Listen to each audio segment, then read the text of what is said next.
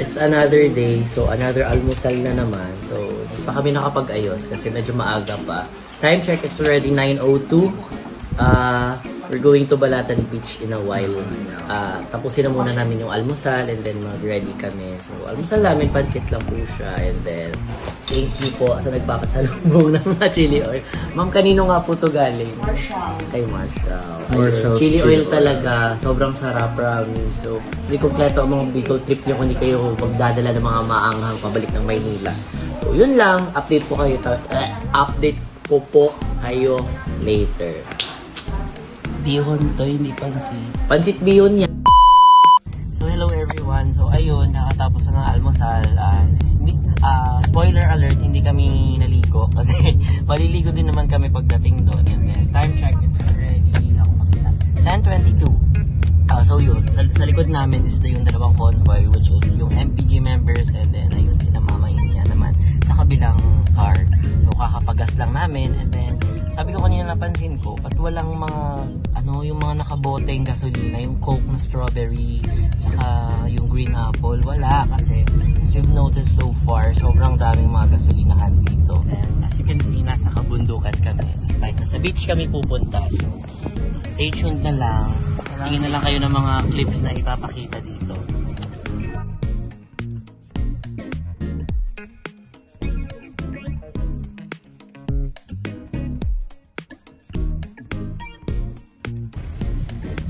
Here na po, Kiwi. So, established po po siya noong 1970. Hello po! Hi! Hi!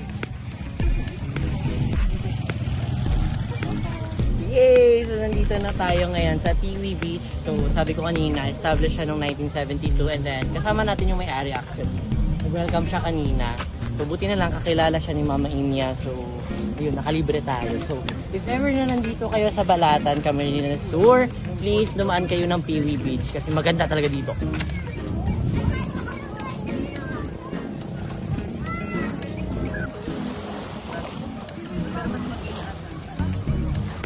Hi!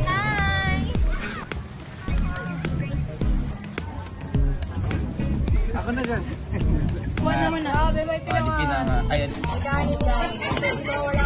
So, syempre, hindi kompleto ang ating vlog kung walang kainan. So, syempre, yung mga pagkain dito is very, na talaga sa Bicol. Lalo na to, yung chiffon cake. Dito na, sa Bicol lang talaga to, charis. Eto na. Pero seryoso, meron tayo dito mga food na sobrang masarap talaga. Of course, etong Bicol Express, sa tingin nyo, Bicol Express talaga siya. Ay, ayan talaga yung parang bagoong siyang ginisa and everything, no? Ang tawag dito ay balaw. So, ayun, balaw siya. Or of course, Bicol Express din yung tawag dito. And ito, syempre, hindi kompleto ang Bicol trip nyo kung walang laing. Syempre, maraming tawag dito. Ang una ay galing from Tabaco. Ang tawag daw nila dito ay natong. And sa Ginobata naman, apay. And then, dito sa Nabo, ang tawag dito ay katnga. So, katnga yung tawag dito. In short, laing lang naman siya. Of course, eto, hindi naman kompleto yung Bicol trip. Paulit-ulit. Hindi talaga ko kompleto. Hindi mo to kakainin. Pinangat naman po siya. So, ayun po. Mamaya magte-taste test po tayo kung gaano po talaga siya kasarap. So, tara! Insert lang namin. Kiwi Beach, thank you very much ulit. Pangatlong thank you na kasi grateful talaga kami na pinayagan nyo kami mag-shoot dito. And of course, napaka-hospitable ng welcome nyo sa amin. So, again, kung nandito kayo sa Balatan, of course, sa Camarines Sur, please dumaan kayo ng Kiwi Beach Resort. So, ayun, napakaganda ng view, ng hangin, and then nung buhangin. Thank you! Hi, guys! On my heart, gonna see. So ayun guys, nakapag sunblock na ako. Pero before tayo maligo, syempre taste test natin. Sabi ko kanina, diba, taste test tayo. Bicol Express, try natin. Syempre sa pinggan mo. Ito, kumuha na siya. So usually, paano siya niluluto, Ria? Parang kanila talaga. Parang Bicol Express, pero depende sa nagluluto. Sige, try natin. Try natin. Kanin muna, unahin natin. Ano? Pare? Ano ba ang dati? Abutang sa tubig. Grabe. So, may difference siya sa usual na bagoong na ginisa. So, ito talaga, mas pack yung flavor niya. Perfect na perfect siyang ulamin. O, diba? Yung pinggan ng iba yung kinakainan ko, hindi ako kumuha. Okay, sige. Ito naman ay yung laing or yung tawag niya dito ay? Balaw. Balaw. Hindi, ito. Natong, apay. Basta laing, kayo bahala. Katnya. Katnya siya. Katnya. Sarap, sarap.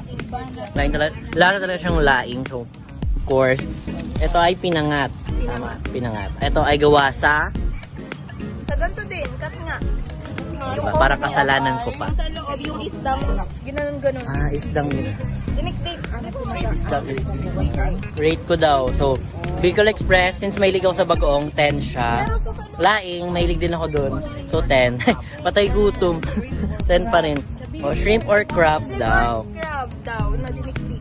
Ah, ito yung pinangat. Ayun siya. Ayun. And of course, may igado dito. Ayun. So, kain!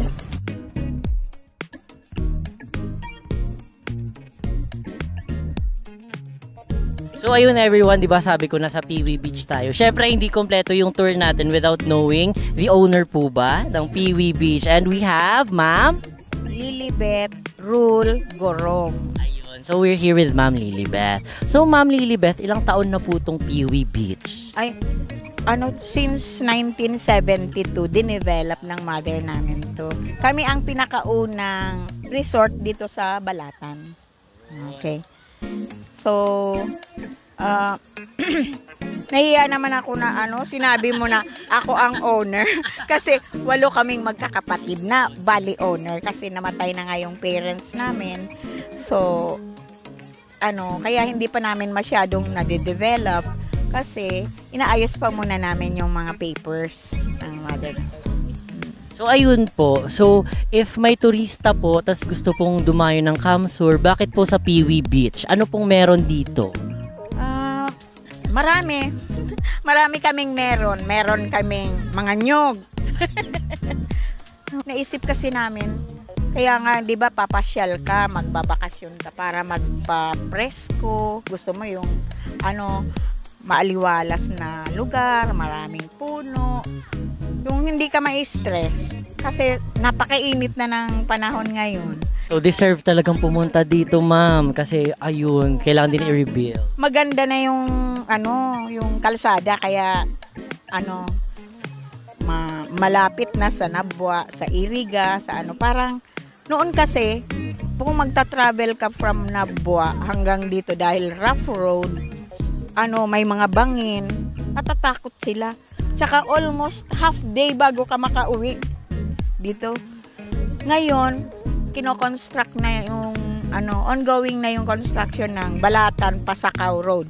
So Ma'am Lilibeth, saan po kayo makikita? May Facebook po ba kayo? Pwede po ba kayo naming tawagan? Meron kaming Facebook page na ginawa yung mga pamangkin ko, yung anak ko kasi ako senior na, hindi ako marunong.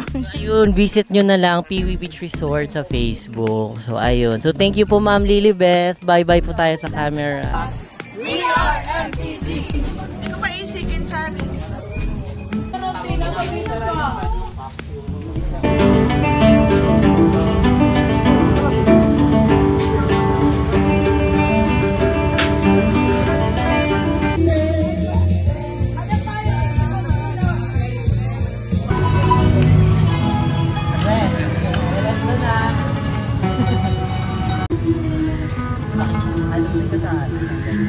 Tara na!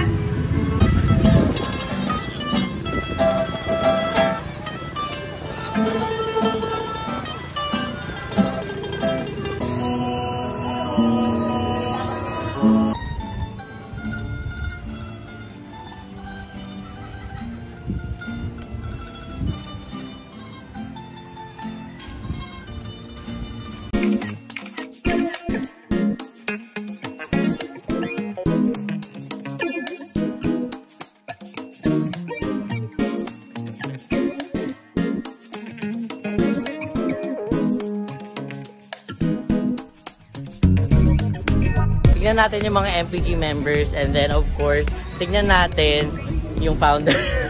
Tignan natin yung ibang members ng Musicondalia kung ano ginagawa nila. Let's go! Ayun! So, nasa Piwi Beach tayo ulit. Eto, dito si Adam. Magawa siya ng sandcastle. So, ayun. Hello. Dito natin. Siya mag-zoom. So, ayun. Magawa siya ng sandcastle. Yes, ayun. Ayun si Mama Inya and then Mama Ansha. Nasa likod po sila. So, ayun. Ayun.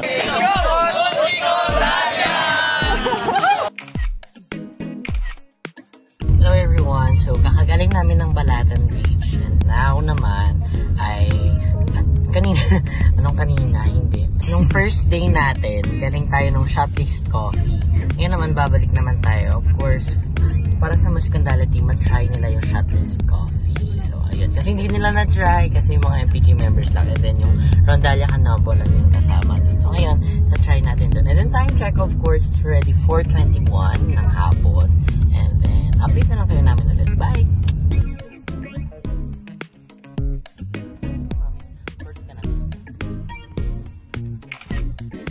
Hey guys, so hindi ko makababa yung vlogger. Hi guys. May palaka. Time check muna. Teka. Asan na yung palaka? Ayun, time check. It's already 8:10.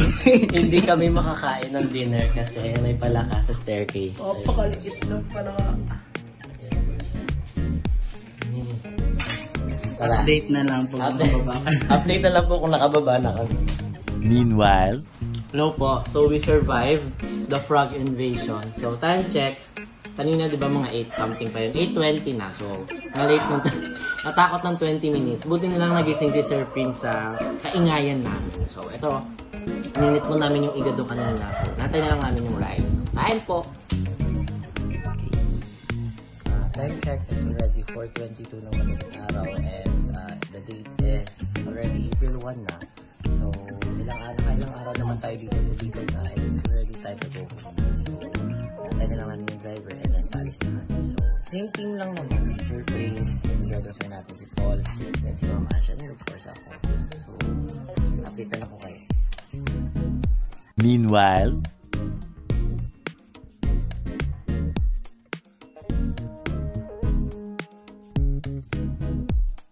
So, ayun. So, kumain na kami. Hindi ko na pinakita kasi yung kinainan namin, pwede naman siya kainan everywhere, no?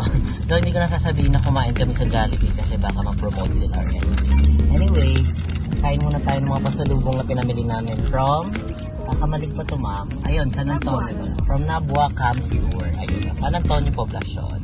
Ayun. So, meron tayong crispy pili nuts. Try natin. Actually, itong pasalubong to sa mga taong naiwan doon sa opisina namin. Pero, tikman muna natin kung baka malason sila or anything.